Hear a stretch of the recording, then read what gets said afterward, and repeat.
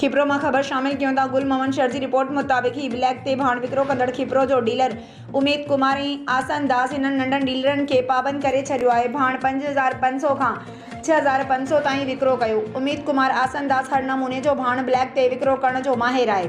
उमेद कुमार जूं 5 खां 7 मुख़्तलिफ़ नालनि सां इन जूं एजेंसियूं हलनि पयूं। उमेद कुमार आसन दास सरकारी पर्ची ते आबादगारनि खे भाण सरकारी रेट बजाय मनपसंद रेट ते फरोख्त करे थो। निगरान वज़ीर आज़म deputy commissioner Sanghar SSP Sanghar assistant commissioner तालका खिपरो ॿियनि वसवारनि खां मुतालबो थो कजे भाण खे ब्लैक ते सिंध ऐं सांगड़ खिपरो में उमेद कुमार शुरूआत कई आहे ऐं ब्लैक ते विक्रो कंदो रहे थो। ब्लैक ते विक्रो करे पियो मुनाफ़िक़ोर फर्टिलाइज़र डीलर उमेद कुमार जूं सभई एजेंसियुनि जा लाइसेंस फौरी रद्द करे फौरी तौर ते एफआईआर दाख़िल करे उमेद कुमार खे गिरफ़्तार कयो वञे जीअं आबादगारनि जो माशी नुक़सान थियण खां बची सघे, न त ॿी सूरत में एहतजाज जो सॾु ॾिनो वेंदो। सभिनी आबादगारनि खे इतला थो ॾिनो वञे त सूमर जे ॾींहुं 11 बजे खिपरो प्रेस क्लब जे अॾो ब्लैक ते भाण विक्रो कंदड़ खिपरो जे सेठ उमेद ख़िलाफ़ एहतजाज कयो वेंदो। उन जे लाइ खिपरो ऐं भरपासे जा आबादगार वधि में वधि शिरकत कनि। Information secretary Khipro press club. Shikarpur report Riaz Ali Mirani. Shikarpur Pakistan Peoples Party chairman Bilawal Bhutto Zardari जे हुकुम ते सूबे सिंध जे सदर सेनेटर निसार अहमद खोड़ो जी हिदायतुनि ते पाकिस्तान पीपल्स पार्टी ज़िले शिकारपुर जे सदर अॻूणे वफ़ाक़ी वज़ीर मीर आबिद हुसैन खान भयो जी हिदायतुनि ते पूरी सिंध जियां शिकारपुर में भी सिंध अंदर यूरिया भाण जी शदीद खोट ऐं यूरिया भाण खे ब्लैक मार्केटिंग में फरोख्त करण ख़िलाफ़ एहतजाजी रैली कढी वई। जॾहिं त डिस्ट्रिक्ट पीपल्स पार्टी सेक्रेटरीट भया हाउस शिकारपुर खां प्रेस क्लब शिकारपुर ताईं निकिरंदड़ एहतजाजी रैली जी अॻवानी पीपल्स हारी कमेटी ज़िले शिकारपुर जे सदर मुमताज़ अली उर्फ पप्पू भयो कई ऐं मीडिया कोऑर्डिनेटर राय बलीश जावेद राड़ी शफ़क़त अली भयो ॼाम अरसुल्ला उनड़ ज़कीउल्ला उनड़ ग़ुलाम सरवर सूमरो मोहम्मद यूनिस पहोड़ ग़ुलाम सरवर राहू जो मोहम्मद यूनिस आरई जलालुद्दीन भट्टी अब्दुल सत्तार सेठार आदिल अली मंगी फैसल भुट्टो से सजाद हुसैन शाह शुएब आरई खादिम भुट्टो इजाज़ भुट्टो गोरल दास दर्शन लाल ओड ऐं फैसल ओढो समेत पीपल्स यूथ सिपाफ लेबर ऐं मिनारिटी विंग जे वर्करनि उहिदेदारनि दर्शन लाल ऐं पार्टी अॻवाननि वॾे अंग में शिरकत कई। रिपोर्ट रियाज़ अली मीरानी। शिकारपुर बचायो तहरीक जे जनरल वाडीअ जो इजलास चेयरमैन इलाई बख्श शेख साहब जी सदारत में हाजी समीउल्लाह शेख जी जगह ते थी गुज़रियो, जंहिंजी कार्रवाई जनरल सेक्रेटरी अब्दुल वहाब कागज़ी हलाए इजलास जो आगाज़ तिलावत कलाम पाक सां कयो वियो। इजलास में चेयरमैन शिकारपुर बचायो तहरीक इलाई बख्श Sheikh, wise chairman Ali Ahmad बुरड़ो, general secretary Abdul Wahab कागज़ी, कारी मुजीब रहमान मदनी, मौलाना मसूद अहमद कादरी, अली असगर पहोड़, डाडो ताहिर सूमरो, मौलवी मुश्ताक अहमद संदड़ो, एहसान अहमद जियो, समीउल्लाह शेख, अब्दुल गफूर दायो, अफजल हुसैन मुगल, प्रोफेसर प्रकाश लाल हाजी, अब्दुल फत्ताह महर इजलास में शिरकत कई, जिते मुतफ़क़ा तौर ते हेठियां फ़ैसला बहाल किया गया।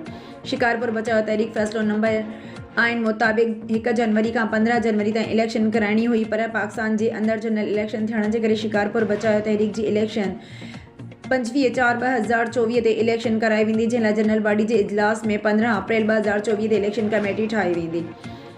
शिकारपुर बचाओ तहरीक जे आइन मुतलिक़ आइन कमेटी ठाही वेंदी, जेका कमेटी आइन खे दुरुस्त करे 1 हफ़्ते अंदर जनरल बॉडी जो इजलास में पेश कंदी।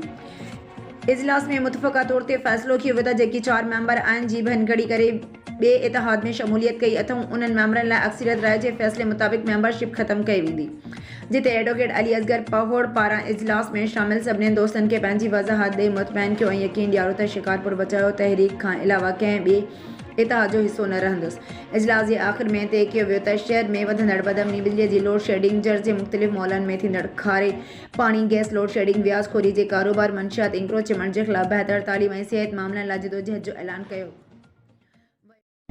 खानपुर महर लगोड वरियाम चाचड़ जे रहवासी नौजवान ज़ुबैर अहमद चाचड़ खानपुर महर में साफ़िन वटि पहुची एहतजाज कंदे चयो आहे त मुंहिंजी अमड़ फर्ज़ाना तगड़ 2002 में मुंहिंजे वालिद अली असगर चाचड़ खां तलाक वठण बाद नौशरो फ़िरोज़ पेके हली वई, जिते आउं अमड़ सां मिलण वेंदो हुयसि। उते मूंखे अमड़ गॾिजी प्लाट ख़रीद करण बहाने मूंखां 26 लख रुपया रक़म वरिती। मूं पंहिंजी GLI कार विकिरो करे अमड़ खे पैसा ॾिना, जंहिं बाद अटकियल 2 साल अॻु मुंहिंजी अमड़ एडवोकेट फर्ज़ाना तगड़ नौशरो फ़िरोज़ में हेल्थ मुलाज़िम करीम बख़्श सोलंकी सां ॻुझ ॻोह में ॿी शादी करे छॾी। अहिड़ी ख़बर पवण बाद मूं अमड़ खां पंहिंजा पैसा 26 लख रुपया वापसि घुरिया त पहिरियां मूंखे अमड़ पैसा वापसि ॾियण खां इनकार कयो ऐं बाद में कुझु ॾींहं अॻु पैसा ॾियण बहाने मूंखे नौशरो फ़िरोज़ घुराए। उते मुंहिंजी अमड़ संदसि मुड़ुसु करीम बख़्श सोलंकी ऐं पुलिस अहलकार फ़रमान सोलंकी मूंखे सख़्त तशद्दुद जो निशानो बणायो ऐं ख़ामोश न रहण जी सूरत में क़त्ल ऐं अगवा ऐं कूड़नि केसनि में फसाइण जूं धमकियूं ॾेई रवानो करे छॾियो। नौजवान ज़ुबैर चाचड़ चयो त ॼाणियल जवाबदार मूंखे क़तल ऐं अगवा करणु चाहिनि था। मुंहिंजी हयाती खे ख़तरो आहे। हिन IG Sindhi IG Sukkur SSP Ghotki ऐं SSP नौशरो फ़िरोज़ खां मुतालबो कयो त फौरी तौर ॼाणियल जवाबदारनि ख़िलाफ़ कार्रवाई करे मूंखे तहफ़्फ़ुज़ ॾिनो वञे। खानपुर महर में आदिलपुर वासी गुल मोहम्मद कलवड़ पुट समेत एहतजाज कंदे इल्ज़ाम मढ़ियो आहे त वॾेरो ऐं SHO इनाम अब्बासी मुंहिंजे प्लाट ते कब्ज़ो करणु चाहिनि था। आदिलपुर शहर जे रहवासी मोज़िज़ गुल मोहम्मद कलवड़ पंहिंजे पुट मुमताज़ कलवड़ सां गॾु खानपुर महर पहुची एहतजाज कयो आहे। उन मौक़े ते मीडिया सां ॻाल्हाईंदे गुल मोहम्मद कलवड़ जो चवणु हो त आदिलपुर शहर में मूं अटकल 20 साल अॻु दिलमुराद कोरी ऐं गुलज़ार कोरी खां 4 वैसा प्लाट वरितो हुयो, जंहिं ते हाणे इलाइक़े जो बासर कलवड़ ऐं संदसि छाड़ता ऐं SHO आदिलपुर इनाम अब्बासी कब्ज़ो करणु चाहिनि था। एहतजाज कंदड़नि जो चवणु हुयो त जेको प्लाट मूं वटि आहे उहो प्लाट खणत साईं ॾिनो कलवड़ शेरू महर जे मोहम्मद महर खे विकिरो कयो ऐं मोहम्मद महर वरी कोरी बिरादरीअ खे विकिरो कयो, जंहिंखां असीं ख़रीद कयोसीं। हाणे उन प्लाट ते कलवड़ बिरादरीअ जा माण्हू अख्तर कलवड़, इजाज़ कलवड़, हैदर कलवड़ कब्ज़ो करणु चाहिनि था, जिन खे आदिलपुर जो बाअसर माण्हू गफ़ार कलवड़, मुनीर कलवड़ ऐं मंज़ूर कलवड़ सपोर्ट करे रहिया आहिनि। ऐं बाअसर गफ़ार कलवड़ जे चवण ते SHO आदिलपुर इनाम अब्बासी बि असांजी ॻाल्हि ॿुधण लाइ तयारु नाहे, उल्टो असांखे धमकाए रहियो आहे। SHO कब्ज़ो कंदड़नि खे खुली छूट ॾिनी आहे त अमां वञी गुल मोहम्मद जे दुकाननि ते कब्ज़ो करियो। गुल मोहम्मद कलवड़ जो वधीक चवणु हुयो त जेकॾहिं असांजे प्लाट ते कब्ज़े जी कोशिशि कई वई त नुक़सानु थींदो। उन जा ज़िम्मेवार कलवड़ ऐं SHO आदिलपुर इनाम अब्बासी हूंदा। एहतजाज कंदड़नि मुतालबो कयो त क़ुरान पाक ते मामले जी इंक्वायरी करे इंसाफ़ फ़राहम कयो वञे। दादू रिपोर्ट मुख्तार अली सूमरो। मुस्लिम लीग सिंध जे सदर बशीर अहमद मेमण जी पीपल्स पार्टी छॾे मुस्लिम लीग नून में शमूलियत कंदड़ नौजवान क़यादत यासिर खान बबर साहिबाणी हाउस आमन बशीर मेमण खेलदास कोहिस्तानी लेडीज़ विंग सिंध जे सदर ज़ाहिदा भंड सोरठ थेबो ऐं यासिर बबर सां गॾु प्रेस कॉन्फ्रेंस कंदे चयो त नवाज़ शरीफ़ जो पहिरियों क़दम मुल्की मैशियत खे मुनज़िम करणु आहे, जंहिंजो फ़ाइदो सिंध खे थींदो। कारी मोरी 2 भेरा ठाही वई। चाइना में टावर किरी पियो, उते माण्हुनि खे लटकाए वियो। हर साल ॿुधूं था जुही में ॿोॾि अचे थी, हर साल ॿुधूं था 15 सालनि में PPA वारनि छा कयो। नवाज़ शरीफ़ जो विज़न मुल्की तरक़ी आहे। नवाज़ शरीफ़ जे दौर में नीलम झेलम कमु थियो ऐं JDP 5.8 हुई, जंहिंसां माण्हुनि खे रोज़गार मिलियो। दादू में सनत क़ाइमु थींदी त माण्हुनि खे रोज़गार मिलंदो, बेरोज़गार ख़तमु थींदी। बशीर मेमण चयो त गोरखेल प्रोजेक्ट जी कहिड़ी हालत आहे। अरबनि रुपया ख़र्च थी विया आहिनि, ऋण लॻो पियो आहे। मरी में 80% सयाहत आहे। माण्हू ट्रांसपोर्ट ऐं होटलुनि मां कमाई कनि था। मरियम नवाज़ बहादुरी सां ज़ुल्म जो मुक़ाबिलो कयो। नवाज़ शरीफ़ पाकिस्तान लाइ तड़पंदो रहियो। मरियम नवाज़ क़ैद जूं सख़्तियूं बर्दाश्त कयूं। भारत अधु पैसो खणी चंड ते पहुची वियो, असां गोरख न पहुची सघियासीं। मुल्क नवाज़ शरीफ़ जी क़यादत में तरक़ी कंदो। काज़ी अहमद रिपोर्ट साहिल लाखो राडोनी इताद तालके काज़ी अहमद जे अॻवाननि क़ौमी फ़नकार अली हसन ख़ासकेली फ़कीर बशीर अहमद ख़ासकेली ऐं ॿियनि अॻवाननि जे मान में UC मीर मोहम्मद जोड़ो जे इलाइक़े काज़ी अहमद मोड़ ते मोहम्मद जुम्मन खोसो, मौलवी अब्दुल करीम ख़ासकेली, अहमद ख़ान ख़ासकेली, गुलाम कादिर ख़ासकेली, अयूब खोसो, याकूब खोसो, हाकिम खोसो, मीर छुट्टो, अली हैदर उनर समेत मुख़्तलिफ़ बिरादरियुनि पारां आजियाणो ॾिनो वियो, जंहिंमें सभिनी पीपल्स पार्टी समेत मुख़्तलिफ़ पार्टियुनि खे अलविदा करे ॼण राडोनी इतिहाद में शमूलियत जो ऐलान करे छॾियो। उन मौक़े ते अली हसन ख़ासकेली, फ़कीर बशीर अहमद ख़ासकेली ऐं ॿियनि अॻवाननि सभिनी शमूलियत कंदड़ बिरादरियुनि खे राडोनी इतिहाद में शामिल थियण ते भलीकार कयो ऐं वधीक चयो त असां तव्हांजा शुक्रगुज़ार आहियूं जो अव्हां असांखे इज़त मान मर्तबो ॾिनो। असां बि अव्हां सां वाइदो करियूं था त हर दुख सुख में अव्हां सां गॾु हूंदासीं। जल्द हिकु वॾो जलसो करे PS काज़ी अहमद ते MPA जे टिकट लाइ उम्मीदवार जो ऐलान कंदासीं, जेको असां मंझां हूंदो, जंहिं खटण अव्हां जी सहकार ऐं वोट जी ज़रूरत पवंदी। उमीद अव्हां साथ असां सां रहंदो, असांजो साथ अव्हां सां रहंदो। जॾहिं आयल महिमाननि खे अजरकनि ऐं गुलाबनि जे गुलनि जा हार पाराया विया। उन मौक़े ते राडोनी इतिहाद तालके काज़ी अहमद जो सदर ग़ुलाम नबी ख़ासकेली, मीर ख़ान ख़ासकेली, मोहम्मद शरीफ़ ख़ासकेली, ग़ुलाम मुस्तफ़ा ख़ासकेली, रोशन अली खोसो, मंजूर ख़ासकेली, अब्दुल हक ख़ासकेली, ईदन ख़ासकेली समेत केतिरा नौशर अफरोज रिपोर्ट जुल्फकार अली तगर। नौशर अफरोज लग पुरानी पट्टीदन छोरेवासी इजाज़ अली होद बलोच नेशनल प्रेस क्लब पहुंची मीडिया के ॿुधायो त साल अॻु मूंखे पंहिंजे पीउ रियाज़ अली ऐं चाचे ज़म्मार अली लादवा करे घर मां कढी छॾियो। मां दरबदरी वारी ज़िंदगी गुज़ारे रहियुसि त मूंखे मिसमात सकीना जोगी सहारो ॾिनो जॾहिं त मां पंहिंजी राज़ ख़ुशी सां सकीना जी धीउ फरज़ाना सां शादी कयां थो। मुंहिंजे पीउ ऐं चाचो मूंखे ऐं सकीना खे मौत मार धमकियूं ॾेई चवनि था त जेकॾहिं तूं सकीना जी धीउ सां शादी कई त तुंहिंजी ऐं सकीना मथां अगवा जो केस दाख़िल कराईंदासीं। इजाज़ अली वधीक ॿुधायो त मां पंहिंजी ज़िंदगी ख़ुशीअ सां गुज़ारणु चाहियां थो।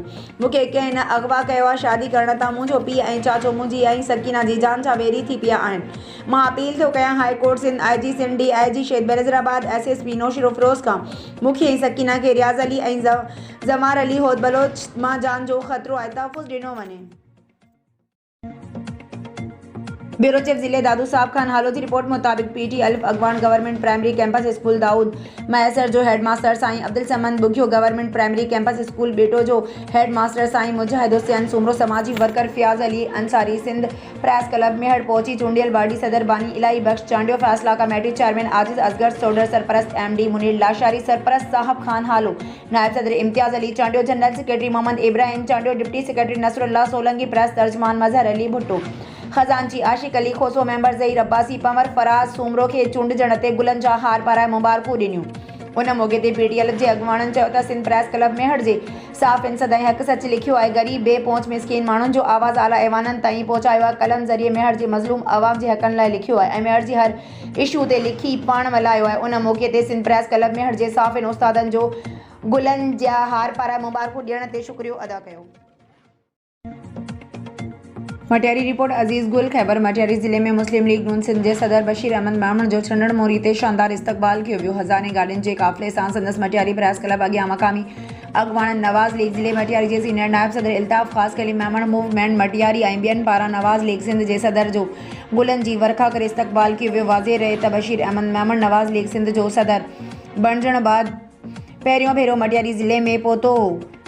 उन मौक़े ते कारकुन खे ख़िताब कंदे बशीर मेमण चयो त आउं नवाज़ लीग क़यादत जो थोराइतो आहियां जिन मूं ते हेॾो वॾो एतमाद कंदे हेॾी वॾी उहिदे लाइ अहल सम्झियो आहे। हिन चयो त पाकिस्तान तां हाणे ॾुखिया ॾींहं ख़तमु थियण वारा आहिनि। मियां नवाज़ शरीफ़ अची वियो आहे। हाणे पाकिस्तान बहितरी तरफ़ वेंदो इंशाअल्लाह। ईंदड़ इलेक्शन में सिंध मां बि वॾी कामयाबी हासिल कंदासीं। उन खां पोइ खेसि मटियारी मां रैली जी सूरत में सिखाट खैबर खंडो स्टॉप ते पहुचण ते हज़ारे माण्हुनि गुलनि जी वर्खा करे संदसि शानदार इस्तक़बाल कयो वियो। खैबर स्टॉप ते पहुचण ते मेमण बिरादरी जे डॉक्टर अयाज़ अली मेमण, डॉक्टर नदीम मेमण, फियाज़ अहमद मेमण, इम्तियाज़ अली मेमण, अताउल्ला मेमण ऐं मेमण बिरादरी सां गॾु समेत माण्हुनि गुलनि जी वर्खा करे गुल दस्ता ऐं अजरकनि जा तोहफ़ा पेश कया। उन मौक़े ते मुस्लिम लीग नून अॻुवान खेलदास कोहिस्तानी नसीर मेमण ऐं ॿिया नून लीग अॻुवान गॾु हुआ। रैली हालात तरफ़ रवानी थी वई।